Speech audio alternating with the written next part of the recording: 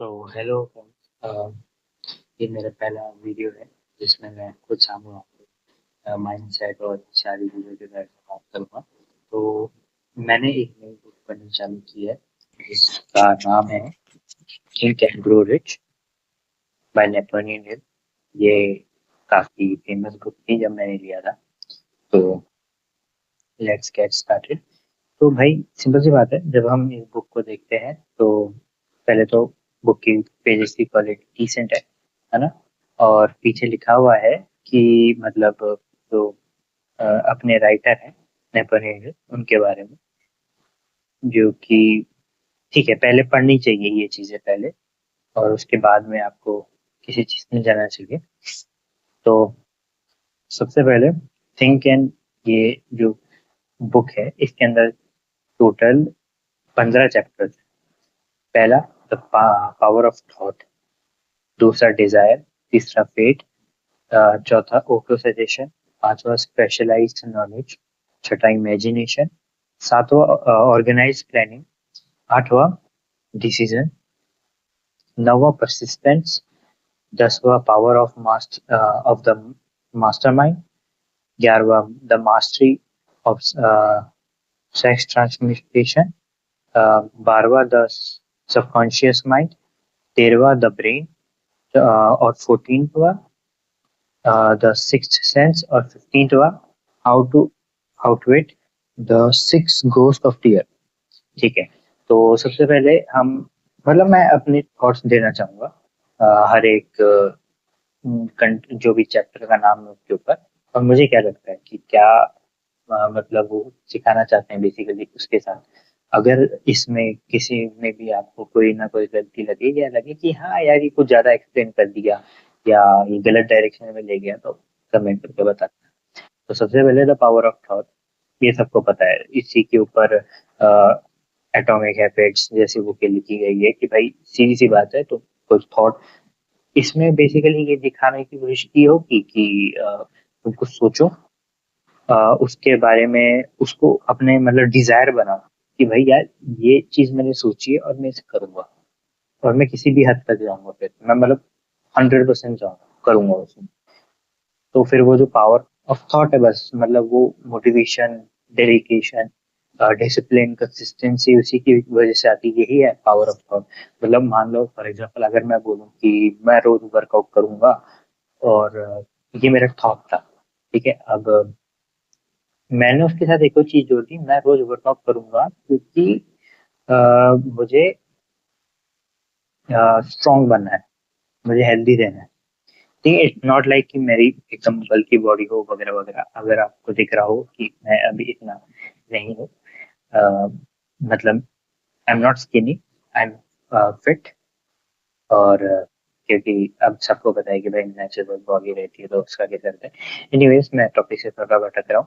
तीसरी बात है द पावर ऑफ थॉट्स, कि भाई मैंने सोचा कि मैं वर्कआउट करूंगा और मैं उस पर एक्शन लेना चालू करूंगा। मेन चीज इस पे यही है कि आप कोई भी थॉट अगर आप ले रहे हो तो आपको उस पर एक्शन करना पड़ेगा। और जब आप एक्शन करते रहोगे, कुछ दिन लगातार करोगे, तो भाई धीरे धीरे कंसिस्टेंसी, मोटिवेशन, डेडिकेशन, इससे आप सेल्फ ड्रिवन हो जाओगे, आपको बहुत मजा आने लगेगा। फिर वो पेन, जो सफरिंग वगैरह जो भी बोलते हैं कि पेन सफरिंग ये सब होती है वर्कआउट के बीच में, ये बात सच है। बहुत बहुत मजा आता है फिर। जैसे मान लो कल अगर मैं सोचूं कि भाई कल मैं प्रोग्रेसिव ओवरलोड करूंगा, मैं जैसे मैं रोज 10 केजी के 10 ही सेट मारता हूँ मान लो, और मैं प्रोग्रेसिव ओवरलोड कर रहा हूँ, मैं 15-20 तक पहुंच गया, तो भाई वो जो पेन हो रहा है, क्योंकि पेन तो होगा, पेन हो रहा है और मैं उसमें स्माइल करते हुए कर रहा हूँ, मैं एंजॉय कर रहा हूँ, तो ये पावर ऑफ थॉट है। ठीक है। तो आपको सेक्रीफाइस करने के लिए उसमें तैयार रहना चाहिए। उसमें ऐसा नहीं होना चाहिए कि यार मैंने सोचा मैंने छोड़ दिया। मोस्टली लोग यही करते हैं कि वो कोई भी चीज स्टार्ट करेंगे, उस टाइम पे मोटिवेशन रहेगी, और फिर जब मोटिवेशन चली जाती है तो फिर छूट जाती है फिर वो चीज। ठीक है। फिर दूसरी बात डिजायर, अभी जो मैंने बोला पावर ऑफ थॉट है, थॉट लिया फिर डिजायर में कन्वर्ट हुई। ठीक है। फिर हाँ, विश्वास, सेल्फ एस्टीम होनी चाहिए, सेल्फ मोटिवेशन होना चाहिए, सेल्फ फेथ, मतलब खुद में फेथ होना चाहिए। ठीक है, खुद में फेथ होना चाहिए, भगवान में कोई से भी गॉड को मानते हो उसमें फेथ होना चाहिए। फिर ऑटो सजेशन, इसके बारे में मेरे को ज़्यादा आइडिया नहीं है। स्पेशलाइज नॉलेज, जिसके जिस चीज़ के में भी इसके अंदर वो हो कि जैसे आप किसी भी चीज़ की तैयारी कर रहे हो तो उसके बारे में अच्छे से नॉलेज लें पहले, है ना। फिर उसके बाद में इमेजिनेशन, हाँ इमेजिनेशन करनी होती है थोड़ी बहुत कि हाँ यार अगर मैं वर्कआउट करूंगा ठीक है, तो उससे डोपामिन टाइप रिलीज भी होता है। Organize planning is very much important, very much important. अगर आप किसी भी फील्ड में हो, अगर आप एकेडमिक्स में हो, आप वर्कआउट में हो, किसी भी चीज में हो। अब जैसे I am right now 19 years old और मैंने नीट एग्जाम भी दिया था, अभी रिजल्ट आएगा। और ये क्योंकि ऐसा रहता है कि अगर आपको कुछ भी आप कर रहे हो तो आपको ऑर्गेनाइज वे में उसमें चीजें करनी होती है, ऑर्गेनाइज वे में प्लान करना होता है। ठीक है, फिर डिसीजन, हाँ ऑर्गेनाइज वे में कहें कि अब ये मेरा डिसीजन है कि मैं इसे फॉलो करूँ, मैं 100% फॉलो करूँ। फिर उसके बाद में आता है persistence, again very important thing.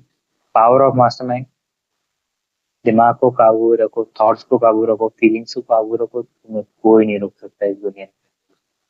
Mostly लोग वैलिडेशंस मांगते हैं, मोस्टली लोग चीजें मांगते हैं कि यार अगर ये चीज, ये बंदा मेरे साथ नहीं होगा तो मैं क्या करूंगा, अगर यार ये ग्रुप में से मैं निकल गया तो मैं अकेला हो जाऊंगा।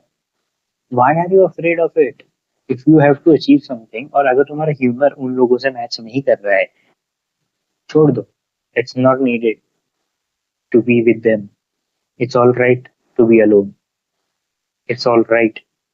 इट नेवर बी कि भाई तुम हर एक इंसान को as a best friend, as a brother, as a special category treat कर रहे हो, क्योंकि लोग नहीं करते। लोग क्या करते हैं, लोग तुम्हें छोड़ देते, तुम्हारे हाल पे छोड़ देते। तुम बीमार पड़ोगे, तुम्हें लोग छोड़ देंगे। तुम तुम्हारा अच्छा फेज रहेगा ना, तब तुम कुछ गलती या कुछ भी बेवकूफ वाली चीज करने जाओगे, तुम्हारे साथ हजारों लोग रहेंगे तुम्हारी साथ, हमेशा। कुछ भी बेवकूफ करने जाओ, बेवकूफी करने जाओगे। फॉर एग्जाम्पल दिवाली में अगर हाथ में सैनिटाइजर लगाने वाला वो जो ट्रेंड था, बेवकूफी है वो, आपका हाथ जल सकता है।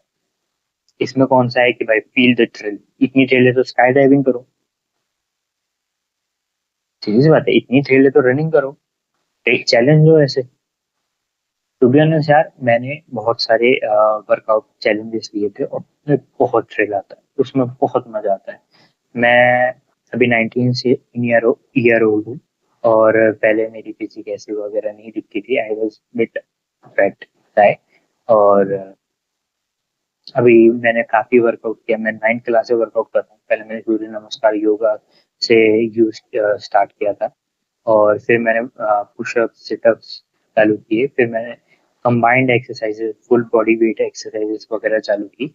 अब मैं जिम कर रहा हूँ और फुल्ली नेचुरल, नथिंग, और मैं सत्तू वगैरह ये सब काफी लेता हूँ।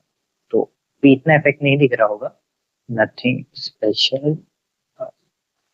ठीक है, तो हम आगे बढ़ते हैं। ये 11वें चैप्टर का नाम पता नहीं मुझे, मैं पढ़ूंगा उसके बाद में ही पता चलेगा।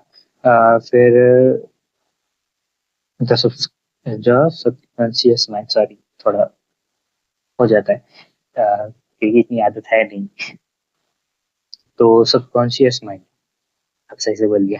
ठीक है, तो द सबकॉन्शियस माइंड, तो अगेन अगर आप इसमें रखते हो चीजें तो मैनिफेस्ट होती हैं चीजें, ऐसा कहा जाता है। जिससे मैंने मैंने बहुत चीजों में मैनिफेस्ट किया था, जो बहुत सारी चीजें होने लगी।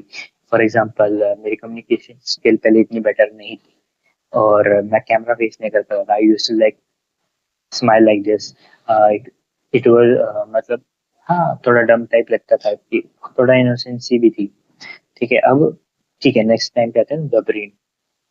आई डोंट नो, इससे बहुत सारे थॉट्स आ रहे हैं, मैं बोलने लगूंगा टाइम चल जाएगा। फिर उसके बाद the six sense, I don't know, I don't have any hint about it.